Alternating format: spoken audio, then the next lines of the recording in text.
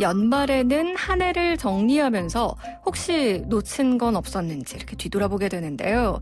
장애인과 비장애인이 함께 살아가는 방법을 알아보는 가치의 가치. 오늘은요, 올해가 가기 전에 꼭 해야 하는 것들 짚어보려고 합니다. 서울시립대 교수이자 한국장애인재단 이성규 이사장님과 함께합니다. 이사장님 안녕하세요. 네, 안녕하세요. 네, 2주 만에 또 이렇게 뵙는데 올해가 지금 11월 오늘이 28일이니까 이틀 뒤면은 12월. 네. 한 달 남았어요. 그렇죠. 네. 시간이 정말 빠른데 이사님도 연말이라 뭐 행사도 많고 바쁘시죠? 그러네요. 연말에 이제 사회복지 쪽에 행사도 많은 데다가 또 이제 인식 개선 교육이라는 게 있는데요. 직장 내 인식 개선 교육. 제가 강사 자격증 있잖아요. 그러다 보니까 여기저기 불려다니고 네. 또 아마 곧 있으면 저희 재단에 대한 인식 개선 교육도 좀 할 생각이라서 마음이 분주합니다. 그렇군요. 아니 이사장님께서도 직접 하시면 왠지 더 재밌지 않을까 그런 생각도 좀 드는데 말씀하신 것처럼 직장에서 이 장애인식 개선 교육 받는 게 법으로 정해져 있죠? 의무화가 된 거죠? 그렇습니다. 이제 지난해 5월부터 직장 내 장애인 인식 개선 교육을 이제 의무적으로 받도록 되어 있고요. 뭐 우리가 익숙한 건 성희롱 예방 교육이라든가 뭐 여러 가지 이제 교육들이 좀 있잖아요. 네. 그런 건 익숙한데 직장 내 장애인 인식 개선 교육이라는 거는 아직은 많이 안 알려진 것 같아요. 그래서 이 부분이 이제 한 달 안에 이루어져야 되기 때문에 연말까지 올해까지 알려드리고 또 이 교육을 받지 않으면 300만 원 이하의 과태료도 내야 됩니다. 회사에서 내는 거죠? 그러니까 돈도 벌 겸 이제 교육을 시켜야 될 것 같습니다.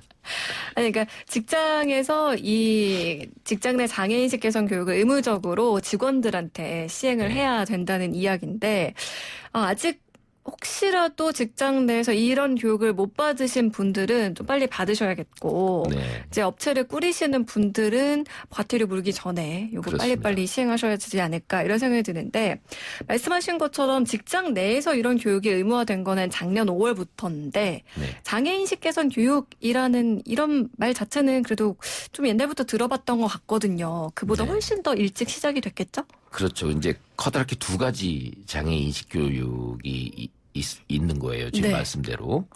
직장 내 장애인식께서는 지난 5월부터 사실은 이제 시작되면서 의무화되고 과태료 처분까지 들어가 있는 거고 그렇지 않고 일반 뭐 공무원과 초중고 학생 이런 분들을 참여시켜서 교육을 하는 거는 10년이 넘었습니다. 근데 여기에 이제 제재 조항이 없었어요. 그동안은? 그러다가 이제 유명무실해졌죠. 근데 의무화되어 있고, 이제는 조금씩 관심들을 갖는 것 같긴 합니다. 국정감사 결과, 얼마 전에 끝난 국정감사에서도 장애인 인식 개선 교육을 의무적으로 해야 되는데 중앙부처 지방자치단체 이런 쪽에서 최근 3년간 평균 절반도 아직 교육을 안 한 걸로 그렇게 나타났습니다. 사실 그동안은 말씀하신 것처럼 이런 교육을 해야 하는 게는 되어 있었지만 그거에 대한 제재나 이런 것들이 없었다가 작년 5월부터 이제 의무화가 되고 이제 과태료도 생긴 건데 아직은 많은 곳들에서 안 하고 있다고 하니까 뭐 과태료 생기고 의무화되면 뭐하나 있으나마나 한 거 아닌가 이런 생각도 좀 들기도 하는데 생각해보면은 이런 현실 자체가 또 장애인을 차별적으로 대하는 우리 사회적 분위기가 그대로 나타나는 거 아닌가. 그렇습니다. 이런 생각도 들거든요. 아직 뭐 거대한 차별과 장벽 속에서 아직은 장애인들이 그 고용의 열악성을 겪고 있고 그렇거든요. 또 일반적으로 직장 안에서도 또 승진이라든가 이런 기회에서도 차별받는 걸로 또 나타나고 그래서 이런 부분들이 이제 사회가 좀 더 성숙해야 되는데 고용률을 봐도 작년 기준으로 볼 때에 민간 영역이 의무 고용 비율이 2.9%고 또 공공부문이 3.2%가 의무 비율이에요. 그런데 민간이 2.9% 중에 2.64%밖에 지금 고용이 안 돼 있고요. 근데 이게 2.9% 중에 2.64다 그러면 그래도 얼추 지킨 거 아니냐라고 생각하겠지만 사실 우리나라 의무 고용률 자체가 유럽 유럽이나 이런 선진국보다 낮아요. 네. 낮기 때문에 사실 2.64만큼만 고용이 되었다. 그러면 우리 사회가 그 정도밖에 장애인을 생각 안 하는 거다. 고용 현장에서 그렇게 볼 수가 있죠. 기준 자체가 낮은데 예. 그 기준도 미치지 못한다는 얘기니까요. 예, 예. 근데 이런 어떤 뭐랄까요 인식을 개선하기 위해서 교육들을 의무화하고 이렇게 하는 건데 그 교육이 잘 이루어지지 않으니까 네.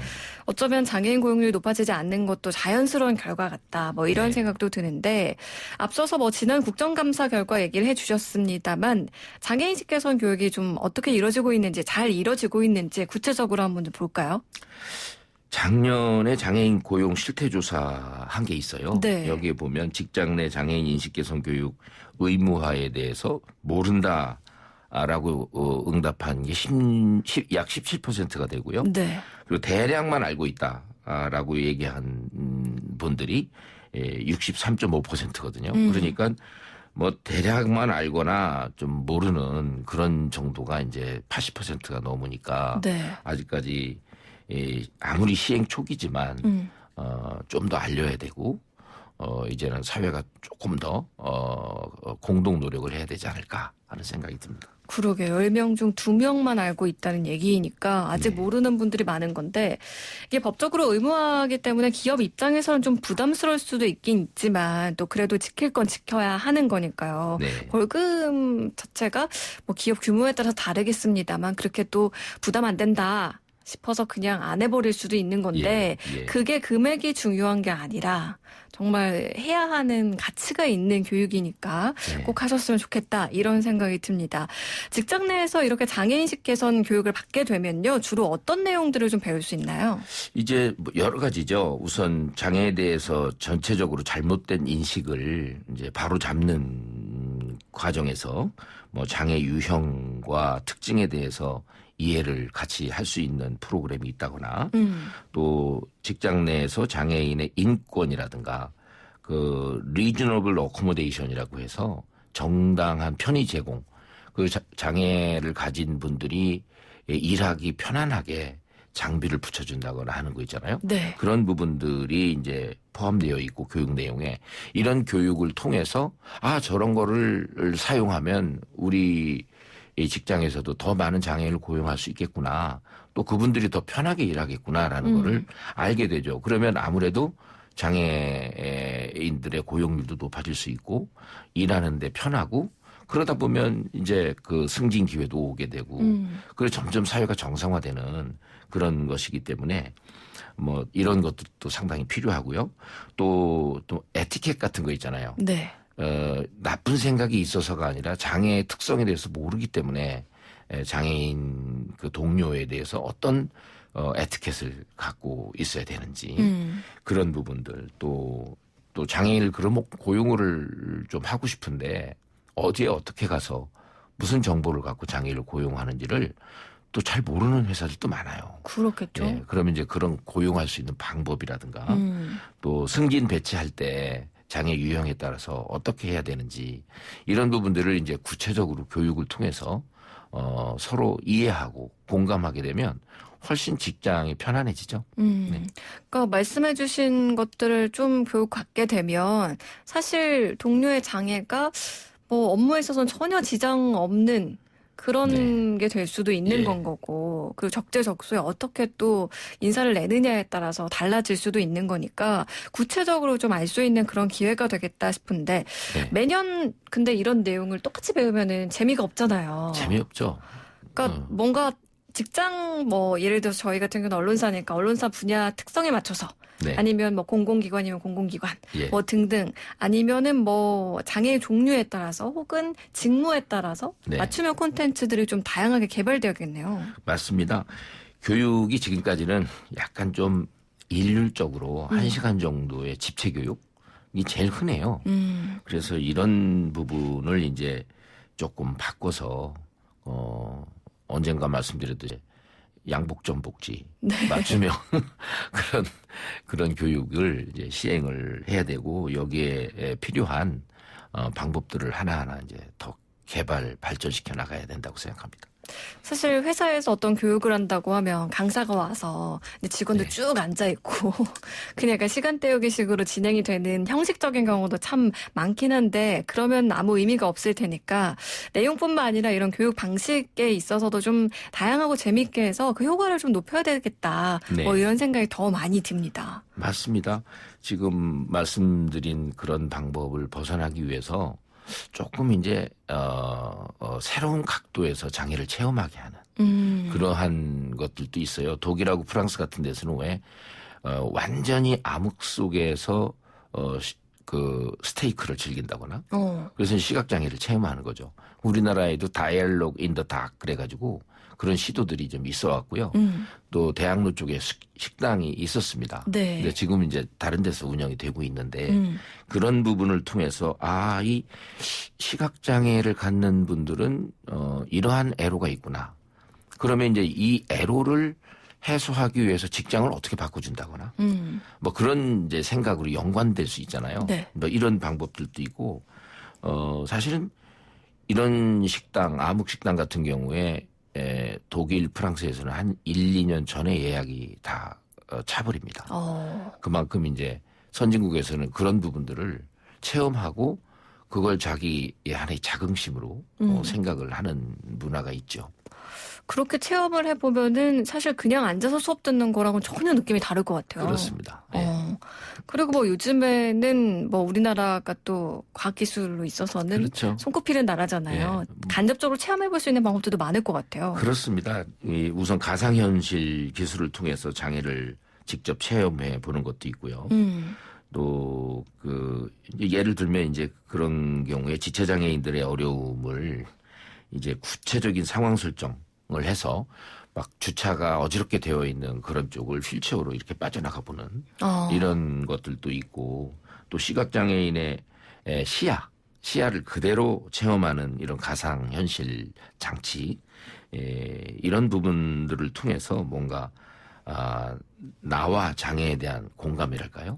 그런 그 소통의 장을 마련을 해보는 것들도 있고 또 저도 이제 좀 직접 참여해보는 인식 개선 사업 중에 중고생들한테는 퀴즈 같이 네. 퀴즈 형태로 해서 재밌게 엮어서 흥미를 유발시키는 것들도 있고 또 초등학생이라든가 어린이들 이쪽에 이제 마술, 인형극 뭐 이런 부분들 공연, 스토리텔링 교육 뭐 이런 것들을 통해서 이제 지루하지 않고도 시간을 지나고 나면 이런 게 있구나라는 거를 인식할 수 있도록 네. 그렇게 하는 방법들도 요즘 확산되는 것 같습니다. 특히나 아이들한테는 정말 신압으로 이제 네. 자연스럽게 그런 인식을 갖게 하는 게 정말 중요할 것 같은데 앞으로도 더 다양한 콘텐츠들이 좀 개발됐으면 좋겠다 이런 네. 생각이 듭니다. 그리고 한국장애인재단에서도 장애인 인식 개선을 위해서 매년 뭔가 계속 하고 계시잖아요. 그렇죠? 매년 하고 있으면서 진화되고 있습니다. 거기에 YTN이 많이 도와주고 계시고요. 네. 우리 인식 개선 공모전을 해마다 해오고 있는데 올해는 뭐 작품들이 상당히 많이 더 접수되고 좋은 작품들이 많은 걸로 지금 심사위원들이 얘기를 하고 계신데 12월 10일 날 한국장애인재단하고 YTN에서 장애인 인식 개선 공모전 시상식 및 토크 콘서트를 만들어 가지고 네. 12월 14일 날 토요일 날 오후 3시 10분부터 4시까지 방송할 예정입니다. 도와주신 많은 분들께 감사하고 감사드리고 많은 관심을 갖고 많이 들어주시기 바랍니다. 네.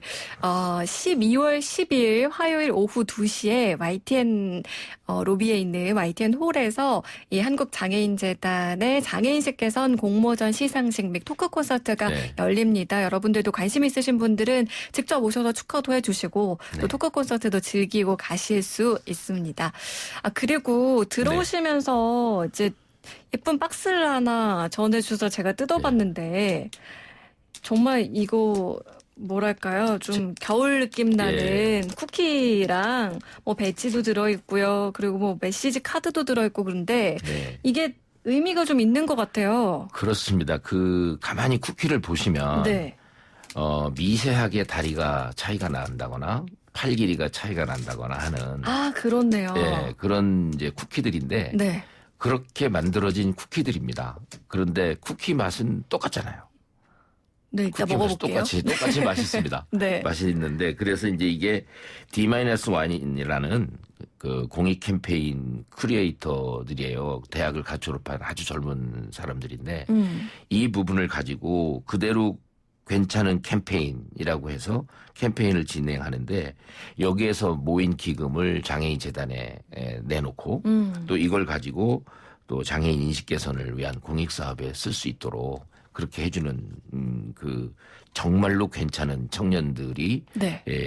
추진해 나가는 그대로 괜찮은 쿠키 프로그램입니다. 네. 많은 관심들 좀 가졌었으면 합니다. 네. 이 재단의 홈페이지와 또 포털에 들어가시면 검색이 됩니다. 아, 직접 이거 구매도 할 수 있는 건 거죠? 그럼요. 아, 그렇군요. 되도록 많이 구매가 되어야 많은 공익 사업을 펼칠 수가 있습니다. 그대로 괜찮은 쿠키인데요. 우리 모두는 그대로 참 괜찮다. 좀 의미도 있고 위로도 되는 그런 문구고 캠페인이 아닐까라는 생각이 듭니다. 오늘 장애인식 개선 교육에 대해서 이야기를 나눠봤는데요. 이사님 시간이 또 많이 지체가 됐어요. 끝으로 마무리 말씀 한마디 해주시죠.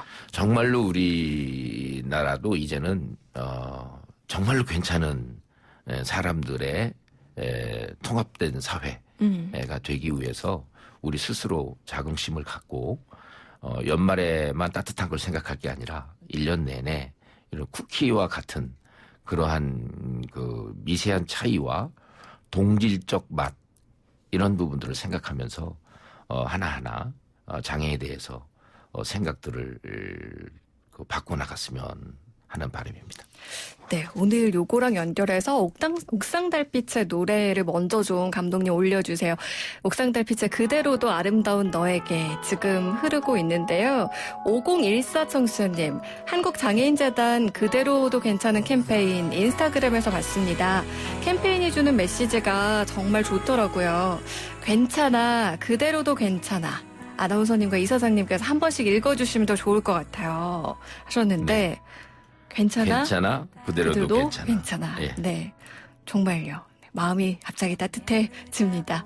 차별과 편견의 시선이 아닌 서로를 존중하고 이해하려고 노력하는 것이 장애인식 개선의 시작이 아닐까 싶습니다. 같이 한국장애인재단 이성규 이사장님과 함께했습니다. 이사장님 오늘 말씀 고맙습니다. 네, 감사합니다.